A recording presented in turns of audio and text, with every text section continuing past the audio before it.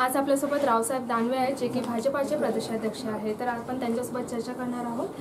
Sir, भाजपाची आज जी सध्याची स्थिती आहे यावर तुम्ही काय म्हणता? भारतीय जनता पक्षाची राज्यातली स्थिती मजबूत आहे. शिवसेना भारतीय जनता पक्षाची युती झालेली आहे.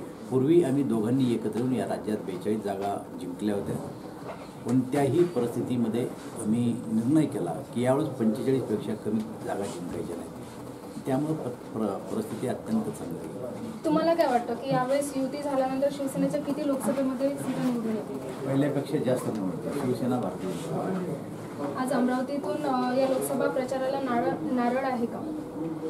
प्रचाराचा नारळ नाही आहे. या विभागीय बैठका आयोजित केल्या जातात आणि आता अमरावतीमध्ये संध्याकाळी नागपूरला, 17 तारखेला औरंगाबाद, सकाळी दुपारी नाशिक, त्यानंतर 18 तारखेला सकाळी पुणे आणि संध्याकाळी नवी मुंबई, अशा 6ही विभागामध्ये शिवसेना प्रमुख माननीय मुख्यमंत्रीजी, मी आणि दोन्ही पक्षाचे ज्येष्ठ नेते जाऊन कार्यकर्त्यांना एकत्र करून निवडणुकीची तयारी करणार आहे.